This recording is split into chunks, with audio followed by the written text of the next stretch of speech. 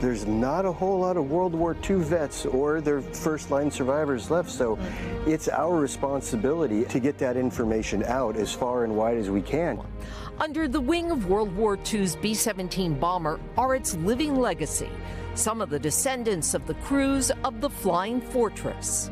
Did your veterans ever talk about what it was like to fly in that plane? Some of the best memories I have of them are sitting at the kitchen table and listening to them talk about the airplane. Adam and Mary Beth Taylor, grandson and daughter of John Jones. Growing up, we had a picture of his bomb group, that hung on the wall, but he really didn't mention a lot of war stories. Leslie Nall Oliverio, daughter of John Nall. He was quiet on some things and talked about other things. He had won the Distinguished Flying Cross because he had to make a belly landing. And Chris Olson, grandson of Lawrence Terry. My grandfather had passed away before I was born, and from what I know, he was a top turret gunner on a B-17. Strangers about to find out they have something remarkable in common. Your grandfather won a Distinguished Flying Cross. Yes. Your father won a Distinguished Flying Cross. Adam and Mary Beth?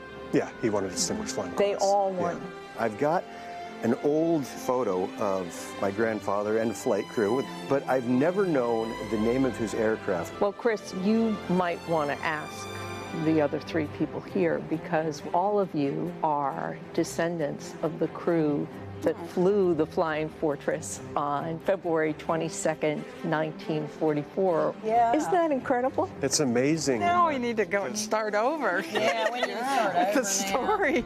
The connection made by Lisa Elsie, a genealogist at Ancestry, whose grandfather, Harold Lounsbury Jr., was part of the crew too. I never knew my grandfather, so I wanted to find out more about him through finding out about his connection to World War II. What they all share is a heroic story. Here's the group photo. See, this is what was growing up in my house. It's been a minute since I've had to pick him up. There's my dad. And then mine's right here. After successfully bombing an aircraft factory in Bernburg, Germany, the 508th Squadron flew back to England, but went off course over Brussels and into trouble, as Adam's grandfather wrote in his memoir. The sound of bursts was a thwack, followed immediately by pings and plunks as pieces of shrapnel hit the plane. Granted special permission, they went inside a B-17 at the National Museum of the Mighty 8th Air Force in Georgia. This is where he would have been. Oh, man. When you look at this and you see how small, how vulnerable they were, are you in even more awe? Yes. This really brings it to life.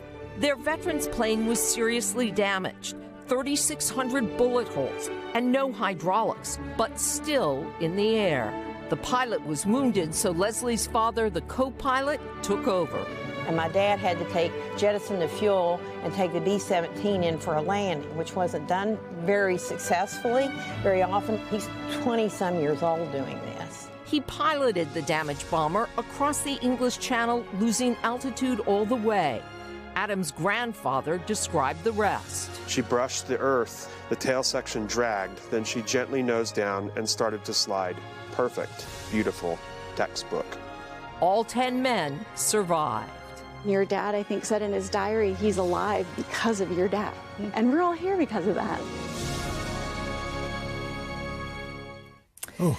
They also share the bond of being historians in a way, each of them dedicated to carrying on the stories of their loved ones. It's just a remarkable story. Excerpts from that memoir. Yeah, and when you think they were around 20 years old, and they were poor, they had come out of the Depression, but they had this ability to figure things out on the fly, and never more so than after bombing that aircraft factory in Germany and flying home.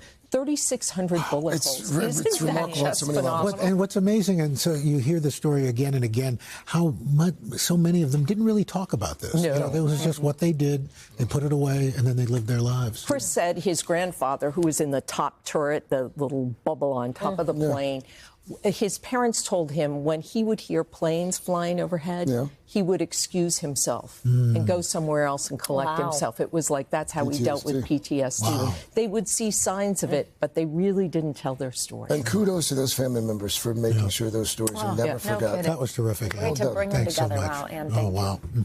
Hey, thanks for watching. And don't forget, you can catch the Today Show every morning on NBC or take Today when you're on the go. Just follow the Today podcast on Apple Podcasts, Spotify, or wherever you listen.